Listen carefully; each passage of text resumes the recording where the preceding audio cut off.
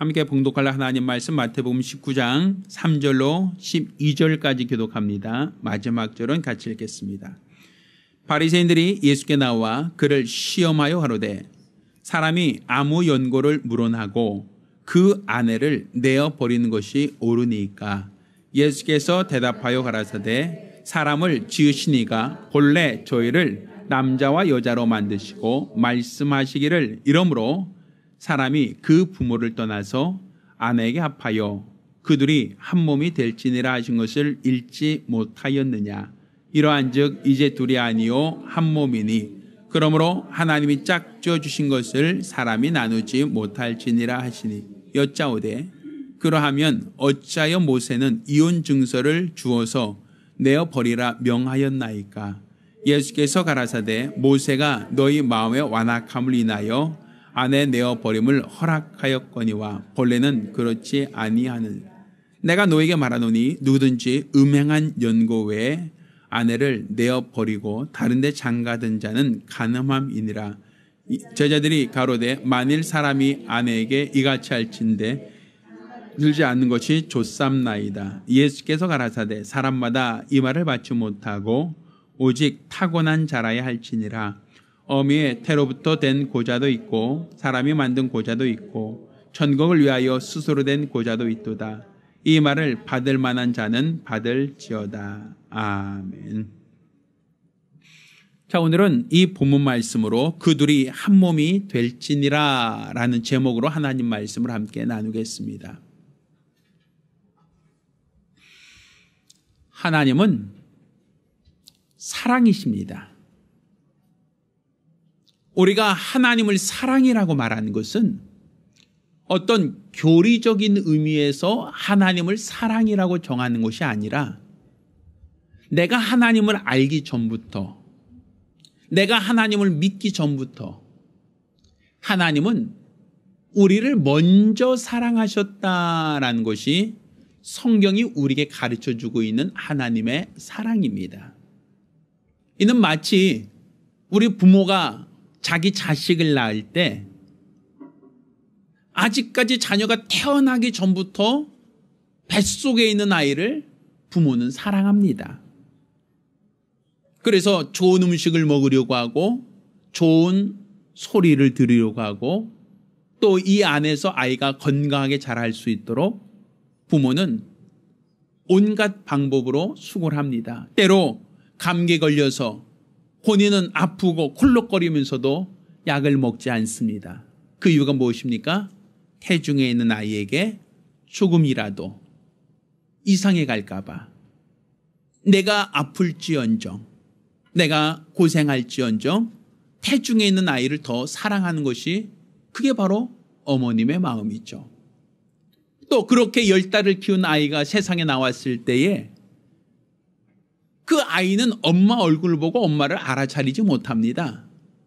그 아이는 부모가 누군지, 그가 나를 위하여 얼마나 희생을 하셨는지, 어떠한 사랑으로 나를 사랑한지 전혀 알지 못합니다. 그렇지만 어머니는 그 아이를 낳고 그 아이를 기르면서 그 아이를 사랑하죠. 눈을 맞추고 기뻐합니다. 먹을 것을 주면서도 기뻐합니다. 또 닦아주면서도 씻겨주면서도 그 아이로 인하여 행복하다고 느낍니다. 이는 그 아이의 어머니가, 그 아이의 아버지가 그 아이를 바라보며 사랑한다라고 얘기한단 말이죠. 그 아이가 부모의 사랑을 알기도 전에, 그 아이가 부모의 얼굴도 알기도 전에 부모는 그 아이를 먼저 알고 먼저 사랑하였다라고 할 수 있죠. 그것처럼 성경은 하나님이 우리를 먼저 알고 우리를 먼저 사랑하셨다라고 성경은 우리에게 말하고 있는 겁니다. 그래서 하나님은 세상의 수많은 모든 만물을 창조하실 때에 우리 인간은 사랑받을 만한 대상, 사랑할 대상으로 만드셨다는 것을 알아야 됩니다. 그러니까 수많은 피조물들 가운데 우리 인간은 특별히 하나님이 하나님의 형상의 모양으로 우리 인간을 만드셨다라고 기록하고 있어요. 마치 우리 자식을 보면 야, 너 엄마 똑 닮았다? 야, 너 아빠 닮았네? 코를 보면 아빠 닮았고 눈을 보면 엄마 닮았네? 뭐 이런 얘기 하지 않습니까? 그것처럼 하나님은 우리 인간을 지으실 때 다른 모든 피조물들 다 하나님의 형상으로 만든 게 아니라 바로 우리 인간들만 하나님의 형상의 모양으로 지으셨고, 또 하나님이 주신 모든 만물들에게 다 영을 불어넣어서 생명이 되게 하신 게 아니라 바로 우리 인간들에게만 그 코에 생기를 불어넣어서 생명이 되게 하셨습니다. 이것은 하나님이 우리를 사랑할 대상으로, 영원히 사랑할 대상으로 하나님이 삼으셨기 때문입니다. 물론 우리 인간을 영적으로 만들기 전에 하나님은 천사를 영적인 존재로 만들고 그들을 하나님이 창조하셨습니다. 그렇지만 히브리서에는 하나님이 그 천사에 대하여 너는 내 아들이라, 너는 나를 아버지라 부르라 이런 표현이 없습니다. 그들은 단지 부리는 영으로서 종으로 만들었을 뿐이고, 하나님이 우리 인간들에게 대해만큼은 하나님의 형상의 모양을 부여하시고 또 그 코에 생기를 불어넣으사 영적인 존재가 되게 하신 것만이 아니라 너희는 나를 아버지라 부르라고, 하나님을 아버지라고 칭할 수 있도록 우리를 사랑하셨습니다. 그러니까 우리 하나님이 우리를 얼마나 사랑하시는가, 이것을 알아가는 것이 신앙생활입니다. 근데 사실 많은 사람들은 하나님을 알지 못해요. 하나님을 알지 못한다는 것은 하나님의 사랑을 잘 알지 못한다는 얘기입니다. 그런데 하나님이 우리를 얼마나 사랑하시는가 하면, 자, 우리 한번 애를 다 낳아봤으니까 애를 낳으면 애들이 깨끗하고 예쁘고 착하고 참 그것만 하면 참 좋겠는데 먹으면 싸요. 먹으면 냄새나는 변을 항상 지린단 말이에요. 그 기저귀 갈아놓으면 또 얼마 되지 않아서 또다시 배설하고 냄새나죠. 근데 사실 저 역시도 배설한 거 만지는 것도 싫고 배설하는 거 냄새 맡는 건 더 싫어합니다. 그런데 엄마들 보면 아이들이 배변을 하면 그거 나쁘다, 더럽다, 냄새난다 라고만 하지 않아요. 그거 보고 아이가 건강하다, 건강하지 않다, 그거 생각하고 있어요.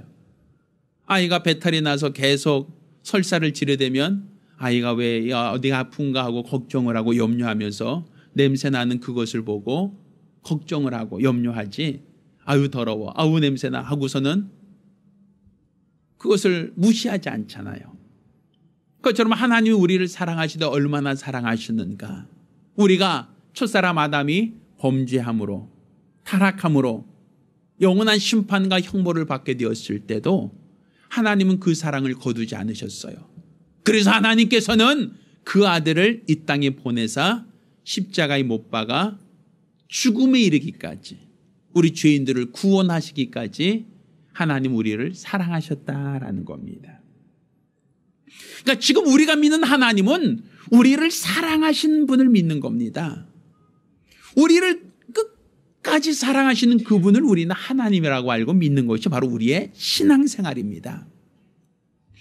그러니 우리가 하나님을 그냥 막연한 대상으로 알 게 아니라 하나님을 나를 사랑하시는 분으로 아는 것, 나를 끔찍이 사랑하시는 하나님으로 알고 믿고 의지하는 것, 이게 바로 우리의 신앙이죠. 그래서 하나님은 하나님이 우리를 사랑하시는 그 사랑을 우리도 깨닫기를 원하셨어요. 하나님이 우리를 사랑하시는 그 사랑을 깨닫도록 하기 위하여 하나님이 하신 방법은 아담을 잠재워서 그를 위하여 돕는 배필을 지으신 겁니다. 많은 사람들은 하나님께서 돕는 배필을 지으셨다라고 하니까 이 돕는다는 얘기를 무엇을 돕기 위해 만들었을까라는 데 있어서 궁금해합니다. 근데 사실 하나님께서는 그 아담에게 돕는 배필이라고 하여 그 아담에 빨래해주고 밥해주고 설거지해주고 집안 청소해주는 그러한 사람으로 아담을 도우라고 만든 것은 아닙니다. 만약 하나님이 그런 목적이라고 한다면 하나님이 돕는 배필이 아니라 파출부를 만들었겠죠. 그냥 파출부에게 집안 청소해라, 빨래해라, 밥해줘라 이런 목적이 되겠죠. 하나님이 굳이 파출부를 만들기 위하여 돕는 배필이라고 말하지는 않습니다. 만약에 그 집안을 이을 수 있는 대를 잇게 하려고 자식을 낳아줄 사람으로 돕는 배필이라고 했다면 하나님은 아담에게서만 돕는 배필을 주는 게 아니라 모든 들짐승들, 하늘의 새나 바다의 물고기나 땅에 있는 모든 육축들에게도 그들을 다 돕는 배필이라고 말했을 겁니다.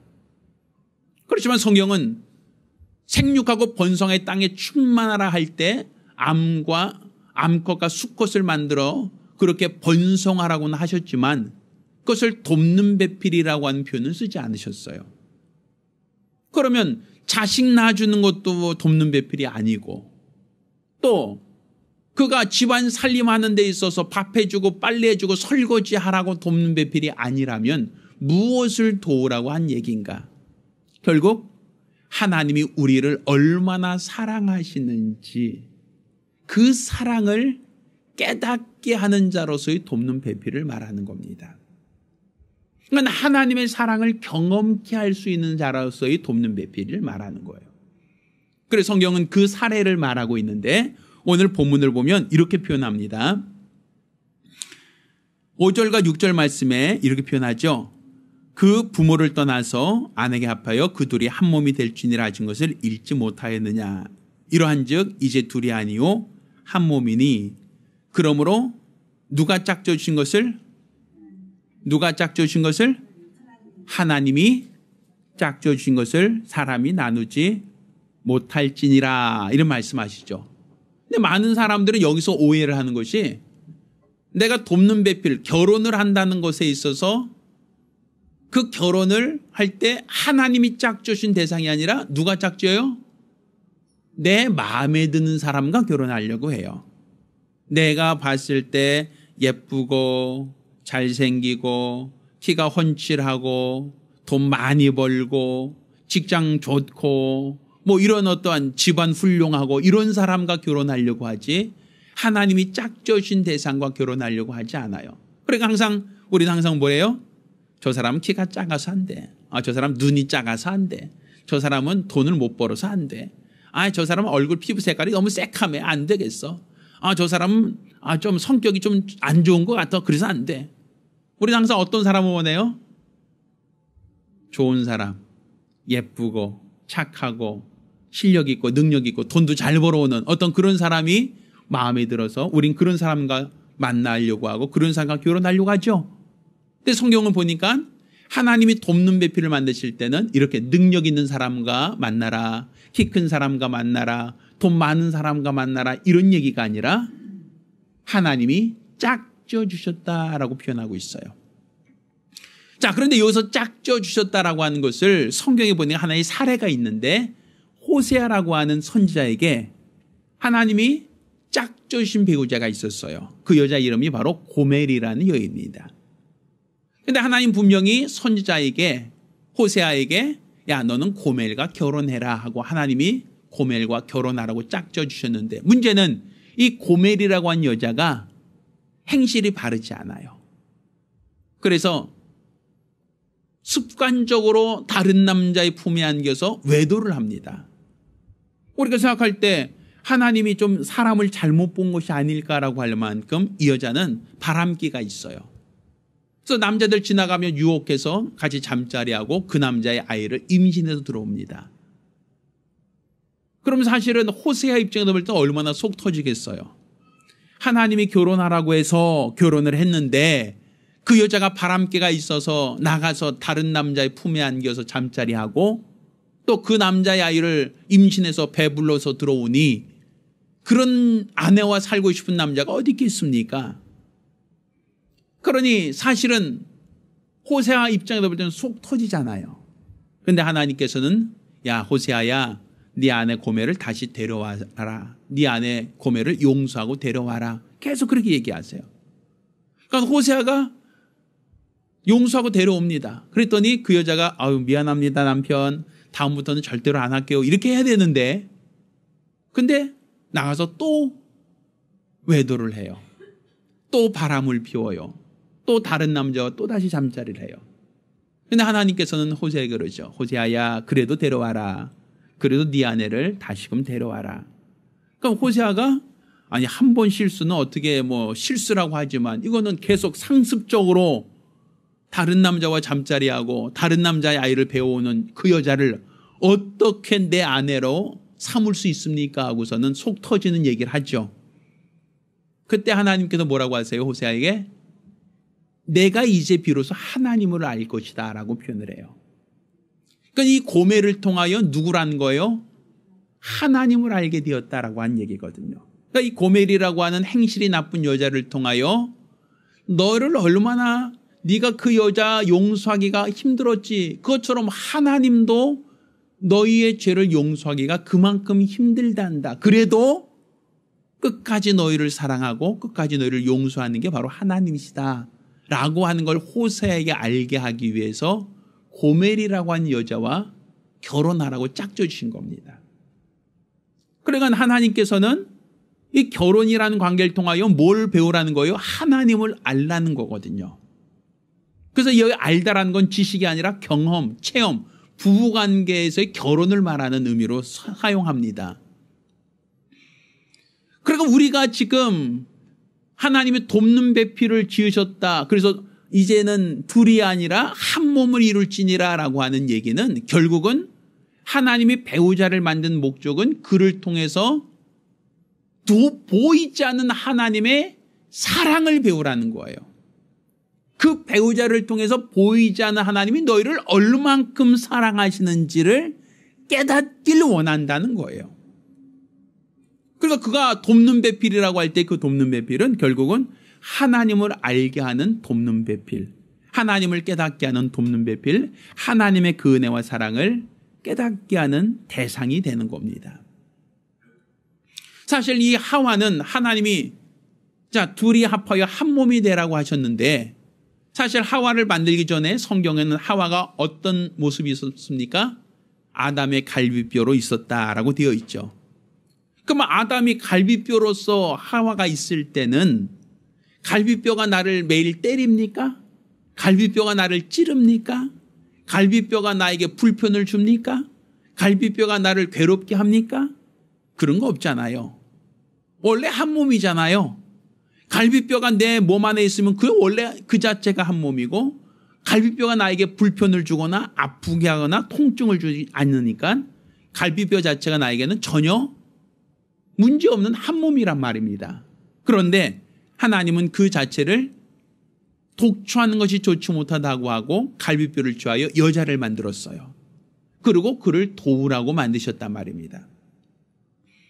근데 정작 하와가 아담에게 뭘 도와줬습니까? 아담이 하나님 말씀을 거역하고 범죄케 하는데 하와가 도와주죠.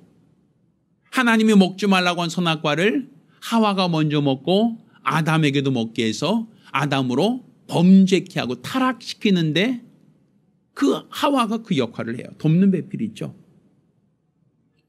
결국 그 죄 때문에 아담이 죄로 인하 영원한 심판과 형벌을 받게 된 이유가 바로 돕는 배필이 뭘 도와줬다는 거예요? 죄 짓는 걸 돕게 해줬거든요. 그런데 하나님께서 원하셨던 것은 죄를 지으라고 만드신 건 아니잖아요. 아담에게 타락하라고 하와를 만든 건 아닐 거 아닙니까? 결국 하나님 원하셨던 건 뭡니까? 하와를 통하여 하나님을 알기를 원하셨던 거예요. 하와가 돕는 배필이었던 것은 그가 죄를 지음으로써 아담이 죄가 들어왔는데 이제 하나님께서는 누구를 짝져 주셨는가 하면 이렇게 범죄한 인간들을 하나님 아버지께서 누구와 짝져 주셨는가 하면 예수라고 하는 그리스도라고 하는 분과 우리를 짝져 주신 거예요. 그래서 요한계시록 보면 하늘나라에서 혼인 예식이 있는데 그 혼인 예식에서 누구와 누구의 결혼입니까? 그리스도와 교회의 결혼에 대해서 기록하고 있는 거예요. 그럼 저 하늘나라 간다는 것은 혼인 예식에 참여한다. 나의 신랑 되신 예수를 만나러 간다라고 하는 얘기가 있는데 그러면 그거 예수께서 우리 피조물, 우리 죄인들, 우리와 결혼하시겠다는 얘기입니다. 그럼 결혼을 누가 정해주신 거, 누가 짝져주신 겁니까? 하나님이 짝져줬으니 사람이 나누지 못한다라고 하면 같이 하나님께서 예수 그리스도와 우리들을 짝져주시고 결혼관계로 맺어주길 원하셨단 말이에요. 마치 호세아에게 음탕한 고멜과 결혼하라고 했던 것처럼 하나님께서는 예수에게 우리 죄인된 우리와 결혼하라고 하나님이 짝져주신 겁니다. 그러니 예수 그리스도께서 바로 우리와 짝져주신다라는 거예요. 하나님께서. 그런데 우리들이 죄를 지었기 때문에 하나님이 우리를 어떻게 도와줬다는 얘기입니까? 우리의 죄와 우리의 허물을 대속하기 위하여 그 아들로 채찍에 맞고 십자가에 못 박아 죽음에 이르기까지 우리의 죄를 대속하게 하셨어요. 그러니까 우리가 죄에서 벗어나는 데 있어서 예수 그리스도는 우리에게 무슨 역할을 하셨죠? 돕는 배필이 되신 거예요. 우리가 죄의 용서함 받고 하나님의 사랑을 받을 수 있는 신분이 되도록 하기 위해서 예수 그리스도가 십자가 달려서 죽기까지 우리를 도우셨다는 얘기입니다. 그러니까 그가 돕지 않으셨다면 우리 인간의 능력과 우리 인간의 의지와 우리 인간의 열심으로는 죄 용서 받을 수도 죄에서 벗어날 수도 없었을 겁니다. 그러니까 우리에게 있어서 예수 그리스도는 우리에게 돕는 배필의 역할이 되는 거예요. 그러니까 하나님께서는 우리를 바로 예수 그리스도와 중매하기 위하여 우리를 하나님의 형상의 모양으로 만드시고 또 우리에게 코에 생기를 부으사 생명이 되게 하심으로 우리를 그리스도 예수와 우리를 사귐이 있게 하신 겁니다. 또 우리가 죄를 지었을 때는 첫사람 아담의 아내는 돕는 배필이라고 하지만 뭘 도와줬어요?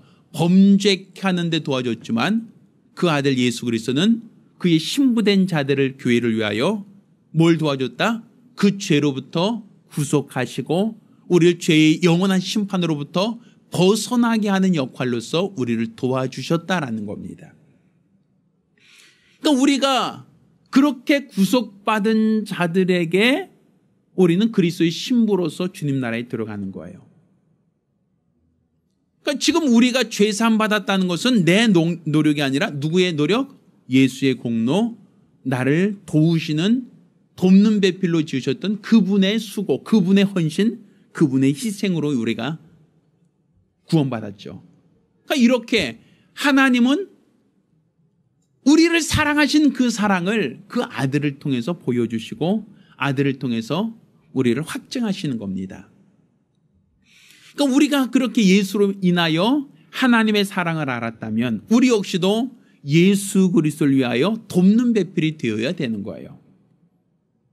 우리가 그리스도 예수를 위하여 돕는 배필이 된다는 것은 결국은 우리가 주의 이름을 위하여 복음을 전하고 주의 이름을 나타내고 주의 이름을 영화롭게 하는 것이 바로 우리가 그를 돕는 역할이 될 것입니다. 그러니까 우리가 이 땅에서 성도로 살아가고 있는 그 이유가 무엇인가? 나를 위하여 희생하신 예수를 위해서 사는 겁니다. 나를 위하여 피 흘리신 예수를 위해 사는 겁니다. 나를 위하여 죽기까지 나를 도와주신 그분을 위해서 나도 그의 이름을 나타내고 그 이름을 전하는 복음 전도자로서 그를 돕는 역할을 하는 겁니다. 그 성경은 이와 같이 얘기하죠. 비록 우리가 죄를 범하였고 우리가 하나님 앞에 영원한 심판과 형벌을 받게 되었으나 우리 주 예수께서 우리의 죄를 구속하시고 우리를 그의 신부로 삼아주시려고 했던 그 은혜와 그 사랑은 로마서에 하늘과 땅이나 땅 아래 있는 그 어떤 피조물이라도 할지라도 우리를 향하신 그리스도의 사랑에서 우리를 끊을 수 없다라고 얘기하는 거예요. 세상 그 무엇도 세상 그 어떤 피조물도 우리를 사랑하신 그 사랑에서 끊을 수가 없다.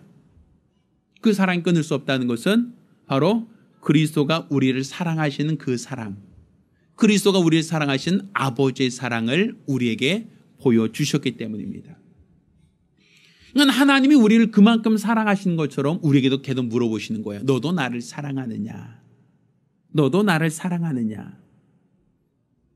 너도 나를 사랑한다면 나의 계명을 가지고 지키는 자라야 나를 사랑하는 자니. 나를 사랑한 자는 아버지의 사랑을 받을 것이요 나도 그에게 사랑하여 그에게 나를 나타내리라. 우리가 나를 사랑하신 그 예수께서 어떻게 사랑하셨습니까? 아버지의 계명에 죽기까지 나를 사랑하신 것처럼 우리도 주님을 어떻게 사랑합니까? 계명에 순종함으로 우리도 주님을 사랑한다고 고백하는 것이 우리의 믿음입니다. 오늘 우리는 이 둘이 그 둘이 한 몸이 될지니라 하는 표현을 우리가 성경에서 말씀을 하고 있어요. 이 둘이 아니라 하나다라는 얘기죠. 우리는 이걸 결혼이라는 관계를 통해서 둘이 한 몸을 이룬다라고 표현을 하고 있고 알고 있습니다. 그런데 우리는 이 둘이 한 몸을 이룬다는 것은 단지 남자와 여자가 결혼해서 부부가 된다라는 의미만 갖고 있는 게 아니라 장차 그리스도와 교회가 한 몸을 이룬다라고 하는, 결혼을 통하여 한 몸을 이룬다라고 하는 의미로서 우리는 또한 이해할 수 있습니다. 그래서 성경은 너희가 내 안에 거하고 내 말이 너 안에 거하면 무엇인지 원한 대로 구하라 말씀하시죠. 또 우리가 침례를 받을 때도 내가 그리스도와 연합하여 침례를 받고 옛사람은 장사되고 그리스도와 연합되어진 새 사람이 되었다라고 말하지 않습니까? 이처럼 우리가 그리스도와 연합된다, 하나가 된다라고 하는 것, 이게 바로 성경이 우리 하나님이 우리를 얼마나 사랑하시는가에 대한 사랑의 표현입니다. 우리가 결혼식장에서 먼저 누가 입장하죠? 신랑 입장하고 입장하죠. 그 다음에 따라서 누가 입장하죠? 신부 입장하고 신랑 뒤를 따라서 입장하죠. 요즘에 남녀 평등을 주장하는 사람들은 그거는 좀 남녀 차별 같다. 왜 남자가 먼저 입장하고 여자가 나중이냐라고 생각하지만 그건 성경적인 원리입니다. 예수 그리스도도 이 땅에 오셨다가 하늘로 먼저 올라가시고 저 하늘나라에 먼저 입장하신 겁니다. 그리고 이제 우리 그리스도인들이 하얀 웨딩드레스를 입고 신랑이 앞장서 간 그 길을 따라서 똑같이 그 길을 따라 들어가는 것이 신부 입장이죠. 그러면 신부가 다 다르면 강대상 위에 있던 신랑이 어떻게 합니까? 뒤돌아서 신부를 맞으러 내려오죠. 몇 걸음 내려오죠.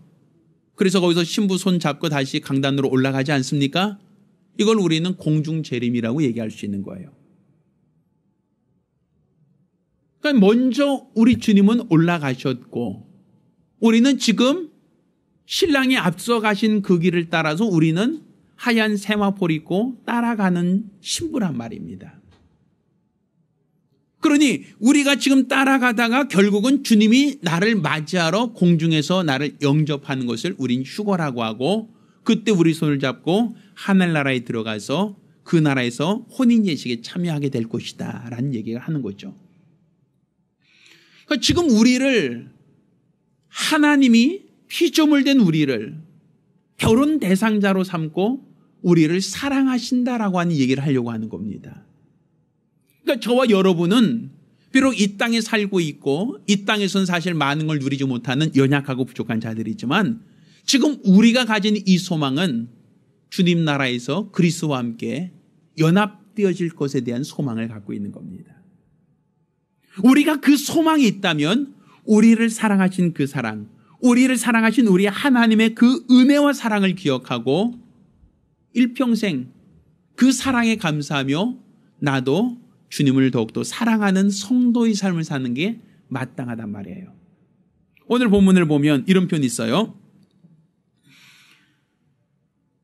자, 주님께서는 이혼, 하나님이 짝주신 것을 사람이 나누지 못한다라고 하면서 얘기합니다. 그러자 이제 유대인들이 얘기하죠. 모세는 이혼 증서를 주면 내어버릴 수 있다고 했는데 왜 그게 안 됩니까? 라고 하니까 예수님 뭐라고 하세요? 그건 사람들이 완악하기 때문이지 원래는 아내를 내어버리는 것이 마땅치 않다. 이런 표현을 쓰죠. 그 얘기는 다른 말로 하나님이 우리를 내버리겠다, 내버리지 않겠다? 우리가 부족하고 우리가 모자르고 우리가 죄를 지었다 할지라도 우리를 내버리지 않겠다라는 그 표현을 하고 있는 거예요. 그러면서 더 나아가서 뭘 얘기합니까? 자, 누구든지 음행한 연고 외에는 아내를 내어버리고 다른 데 장가든 자는 간음합니다. 근데 단 한 가지 조건이 있죠. 어떤 조건? 음행한 연고라면 이혼도 가능하다. 이런 표현 쓰고 있는 거죠. 자, 우리 성경에서 영적인 음행을 뭐라고 얘기합니까? 배교, 우상숭배 이런 표현을 쓰죠. 하나님이 우리를 사랑하고 끝까지 사랑하시지만 우리가 주님을 남편으로 인정하지 않고 다른 신을 섬기고 다른 종교를 따른다면 내가 너를 버리지 않겠다라고 하셨지만 그것 때문이라면 음행한 연고에는 아내를 버릴 수 없다. 음행한 연고라면 아내를 내어버릴 수 있다라고 얘기하잖아요. 그러니까 난 너를 끝까지 사랑하지만 네가 나를 끝까지 남편으로 인정하지 않고 네가 끝까지 나의 아내로서 오는 것을 원하지 않는다면 그렇다면 나는 너의 의지를 꺾진 않겠다라는 거예요. 그때는 나뉠 수 있다라고 하는 표현이 되겠죠. 그러니까 결국 우리가 우상을 숭배하지 않는다면 하나님은 끝까지 우리를 버리지 않으신다는 얘기입니다. 우리가 세상 종교를 따르지 않는다면 하나님 우리를 끝까지 버리지 않고 우리가 구원받고 그리스도의 신부가 되기를 끝까지 기다리시겠다라는 얘기가 되는 겁니다. 따라서 우리 하나님께서 우리를 얼마나 사랑하시는가. 우리가 죄인 되었을 때 우리가 아무것도 소망이 없을 때에도 우리 하나님은 그 아들을 우리와 짝져 주셨고 그리스도께서는 하나님이 짝져 주신 우리를 위하여 십자가를 짊어지기까지 우리 죄를 대속하여 주셨습니다. 그렇게 하기까지 우리를 사랑하셨다는 얘기입니다. 따라서 우리는 이 돕는 배필이라고 하는 것이 결과적으로는 누구에 대한 표상? 예수 그리스도에 대한 모양이 될 수 있다라고 얘기할 수 있는 겁니다. 따라서 우리는 예수, 그가 바로 하나님이 짝주신 자요. 그를 통하여 하나님은 아버지 사랑을 우리에게 보여주신 하나님이시라는 걸 깨닫고 그가 나를 사랑하여 돕는 배필 역할을 감당하신 것처럼 나도 주를 사랑하여 주의 이름을 나타내는 돕는 배필로 역할을 감당할 수 있게 해달라고 간절히 사모하며 기도하시겠습니다. 이제는 우리 주 예수 그리스도와 아버지 하나님의 극진하신 사랑과 보혜사 성령님의 교통하시고 역사하심이 오늘과 같이 우리 하나님 아버지의 은혜와 사랑을 기억하고 나 역시 주를 더욱더 사랑하는 믿음의 사람 되기로 결심한 우리 모든 성도들과 가정들 위해 이제로부터永까지 함께 있을지어다. 아멘. 우리 하나님께 영광이 돌리겠습니다.